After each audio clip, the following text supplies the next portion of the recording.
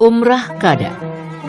Al-Hakim menuturkan, dengan tibanya bulan Zulqa'dah tersiar kabar bahwa Rasulullah Shallallahu Alaihi Wasallam dan para sahabat hendak melakukan umrah Qada. Siapapun yang dulu ikut dalam peristiwa Hudaybiyah disuruh berangkat. Karena itu mereka pun berangkat kecuali yang mati syahid. Di samping mereka ada pula orang-orang yang memang ingin melakukan umroh. Jumlah mereka 2.000 orang selain wanita dan anak-anak. Madinah diwakilkan kepada Uwai bin Abu Rahm al-Ghifari. Ada 60 ekor onta untuk kurban yang dibawa serta. Najiyah bin Jundab ditunjuk sebagai penanggung jawab untuk mengurusi hewan kurban ini. Beliau mengenakan pakaian ihram untuk umroh semenjak dari Zulhulaifah dan bertalbiyah yang juga diikuti orang-orang muslim. Di samping itu beliau juga mempersiapkan senjata dan pasukan karena mengkhawatirkan pihak Quraisy akan berkhianat. Setibanya di Ujaj, seluruh senjata diturunkan seperti perisai, anak panah, pedang, dan tombak. Yang bertanggung jawab terhadap persenjataan ini adalah Aus bin Khawli al-Ansari bersama 100 orang. Beliau masuk Mekah sambil membawa senjata seperti layaknya seorang pengembara, berupa pedang yang disarungkan. Tatkala masuk Mekah, beliau naik di atas punggung ontanya yang bernama Al-Kaswa, sedangkan orang-orang muslim menyandang pedang di pinggang, berkerumun di sekitar beliau sambil mengucapkan talbiyah. Orang-orang musyrik mengungsi sementara waktu ke Bukit Kaikaan yang terletak di sebelah utara Mekah. Untuk melihat apa yang dilakukan orang-orang muslim, mereka saling kasak-kusuk.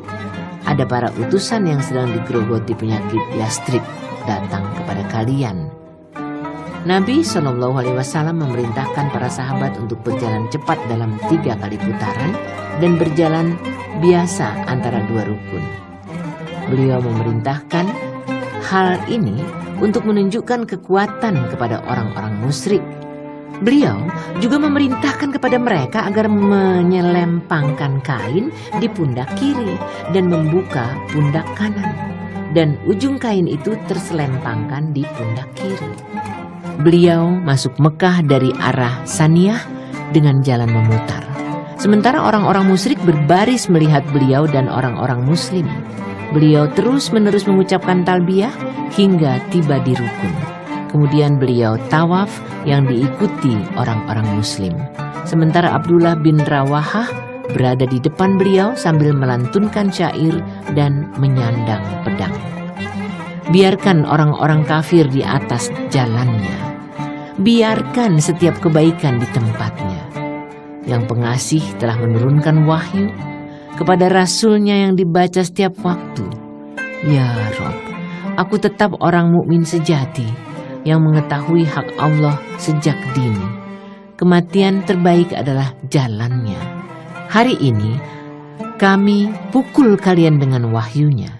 Pukulan yang bisa memenggal kepala, meninggalkan kekasih yang tercinta. Dalam hadis Anas disebutkan bahwa Umar berkata, "Wahai Ibnu Rawahah, bagaimana mungkin di hadapan Rasulullah Shallallahu Alaihi Wasallam dan di tanah suci engkau melantunkan syair?" "Biarkan saja dia, wahai Umar," sabda beliau, "karena dia lebih cekatan merangkum syair daripada mencabut anak panah." Beliau dan orang-orang muslim berjalan cepat dalam 3 kali putaran tawaf. Tatkala orang-orang musyrik melihat jalan beliau seperti itu, mereka berkata kepada yang lain, "Itukah orang-orang yang kalian katakan sedang digerogoti penyakit? Mereka lebih perkasa dari ini dan itu." Seusai tawaf, beliau melakukan sa'i antara Safa dan Marwah. Sementara hewan kurban ada di Marwah, beliau bersabda, "Disinilah tempat menyembelih hewan kurban yang setiap tempat di Mekah bisa dijadikan tempat menyembelih hewan kurban." Beliau menyembelih hewan kurban di Marwah dan mencukur rambut. Maka orang-orang muslim juga mengikuti beliau. Kemudian beliau mengirim utusan ke Yajaj untuk menjaga persenjataan, dan orang-orang yang sebelumnya menjaga persenjataan ini datang untuk melaksanakan manasik umrah. Rasulullah SAW menetap di Mekah selama 3 hari. Pagi-pagi pada hari keempat, orang-orang musyrik menemui Ali dan berkata kepadanya, "Sampaikan kepada rekanmu, tinggalkanlah tempat kami, karena waktunya sudah habis." Maka beliau keluar dari Mekah, singgah di Sarf dan menetap di sana untuk sementara waktu. Ketika beliau keluar dari Mekah bersama orang-orang muslim, putri Hamzah membuntuti di belakang mereka sambil berteriak, "Paman, paman!" Ali mengambilnya, namun Ja'far dan Zaid tidak mau kalah. Mereka berebut untuk mendapatkannya. Lalu Nabi Shallallahu Alaihi Wasallam memberikannya kepada Ja'far, sebab bibi anak itu adalah istri Ja'far. Saat umroh ini, Rasulullah menikahi Maimunah binti Al-Haris Al-Amiriyah. Sebelum memasuki Mekah, beliau sudah mengutus Ja'far bin Abu Talib untuk menemui Maimunah. Sementara Maimunah telah menyerahkan urusan dirinya kepada Al-Abbas karena saudarinya Ummul Fadl adalah istri Al-Abbas. Saat keluar dari Mekah, beliau mewakilkan kepada Abu Rafi untuk membawa Maimunah hingga bertemu di Sarf dan menetap di sana sementara waktu. Umroh ini dinamakan Umroh Qada. Entah karena dimaksudkan sebagai qada dari umrah yang gagal dilaksanakan setahun sebelumnya saat peristiwa Hudaybiyah. Pertimbangan ini lebih bisa diterima para peneliti. Yang pasti umroh kali ini mempunyai 4 nama qada: Qadiyah, Qisas, dan Sulh. Sepulang dari umrah qada, beliau mengirim beberapa satuan pasukan, yaitu 1. Satuan pasukan Ibnu Abil Auja pada bulan Zulhijjah 7 Hijriah bersama 50 orang ke Bani Sulaim. Tujuannya menyeru mereka kepada Islam. Mereka menjawab, "Kami tidak membutuhkan ajakan kalian terhadap kami." Akhirnya terjadi pertempuran yang sengit. Abul Auja terluka dalam pertempuran ini dan ada 2 orang dari musuh yang bisa ditawan.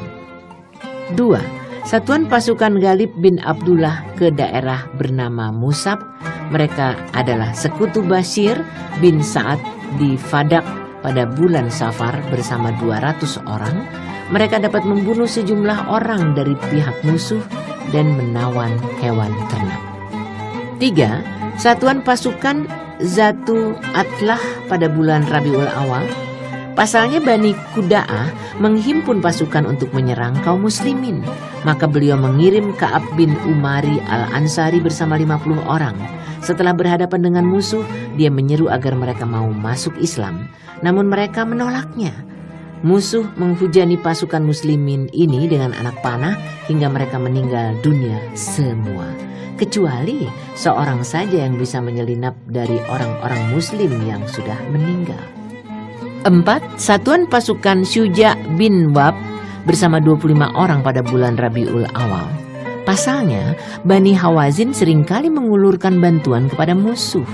Kali ini orang-orang muslim mendapatkan hewan-hewan ternak dari musuh.